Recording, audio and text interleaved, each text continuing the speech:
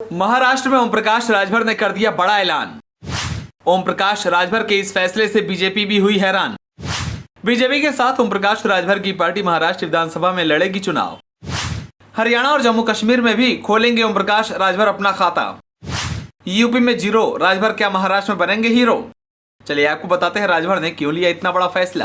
अपने विवादित बयानों से हमेशा चर्चा में रहने वाली यूपी सरकार में कैबिनेट मंत्री ओम प्रकाश राजभर ने अपनी पार्टी के लिए एक बड़ा फैसला लिया है। ओम प्रकाश राजभर के इस फैसले से यूपी की राजनीति का माहौल बदल गया है। आपको बता दें कि सुभाषपा का महाराष्ट्र की राजधानी मुंबई में 2 दिवसीय राष्ट्रीय अधिवेशन चल रहा है। इस अधिवेशन में पार्टी उत्तर प्रदेश के बाहर अपने संगठन के विस्तार पर चर्चा करेगी। इस दौरान आगामी विधानसभा चुनाव और उन राज्यों में चुनाव लड़ने के साथ गठबंधन पर भी विचार किया जाएगा। इसी बीच सुभाषपा प्रमुख ओम प्रकाश राजभर का बयान सामने आया है। यूपी के कैबिनेट मंत्री ओम प्रकाश राजभर ने मीडिया से बातचीत के दौरान कहा कि सुभाषपा अब यूपी और बिहार ही नहीं बल्कि देश के 13 राज्यों में संगठन के तौर पर सक्रिय है। दिल्ली और महाराष्ट्र समेत अन्य राज्यों में पार्टी का संगठन है। जब उनसे जम्मू कश्मीर और हरियाणा में विधानसभा चुनाव लड़ने से जुड़ी सवाल हुआ तो उन्होंने इन राज्यों में चुनाव लड़ने से इनकार कर दिया। कैबिनेट मंत्री ओम प्रकाश राजभर ने कहा कि जम्मू कश्मीर और हरियाणा में चुनाव नहीं लड़ेंगे, लेकिन बीजेपी के साथ महाराष्ट्र में चुनाव लड़ने की तैयारी है। उन्होंने यूपी उपचुनाव से जुड़े एक सवाल का जवाब देते हुए कहा कि उत्तर प्रदेश उपचुनाव में हम 10 सीटों में से किसी भी सीट पर अपना दावा नहीं किए हैं, लेकिन सभी सीटों पर हमारे कार्यकर्ता सक्रिय हैं। हम एनडीए के उम्मीदवार को जिताने के लिए लगे हुए हैं। दूसरी ओर उन्होंने 69,000 शिक्षक भर्ती मामले में हाईकोर्ट और सुप्रीम कोर्ट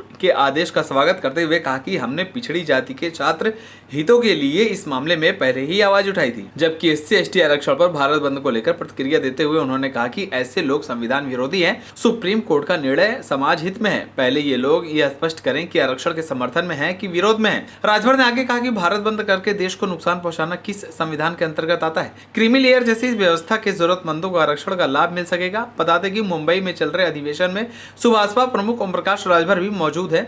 सुभाषपा अध्यक्ष ने बताया कि उनकी पार्टी आगामी महाराष्ट्र विधानसभा चुनाव में भाग लेगी। आपको बता दें कि महाराष्ट्र विधानसभा में कुल 288 सीटें हैं, लेकिन किसी भी जगह उत्तर भारत से गए लोगों को राज्य की राजनीति में भागीदारी नहीं मिल पाई है। उनका इस्तेमाल केवल संगठन को मजबूत करने और वोट हासिल करने तक सीमित है। ओम प्रकाश राजभर के अनुसार महाराष्ट्र में सुभाषपा चुनाव लड़ते हुए दलितों और पिछड़ों की आवाज बनेगी। बाकी पार्टियां उनके नाम पर सब अपनी राजनीति रोटी सेकते हैं, लेकिन जब बात उनके हक की आती है तो सभी पार्टियां पीछे हट जाती हैं। माननीय सुप्रीम कोर्ट ने अति दलितों, अति पिछड़ों, वंचित वर्गों को आरक्षण देने की जो वकालत की है, सुहेलदेव भारतीय समाज पार्टी माननीय सुप्रीम कोर्ट के इस फैसले के साथ है।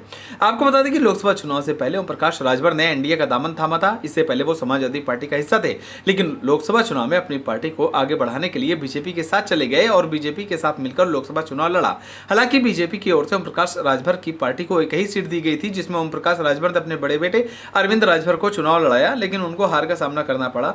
अब ये सवाल उठता है कि यूपी में जब वो जीरो है तो राजभर क्या महाराष्ट्र में हीरो बन पाएंगे? फिलहाल अब देखने वाली बात होगी कि क्या बीजेपी महाराष्ट्र में अब ओपी राजभर को जगह देती है या नहीं। आप सभी को क्या लगता है हमें कमेंट कर जरूर बताएं। अगर आप नए तो हमारे चैनल को सब्सक्राइब करें।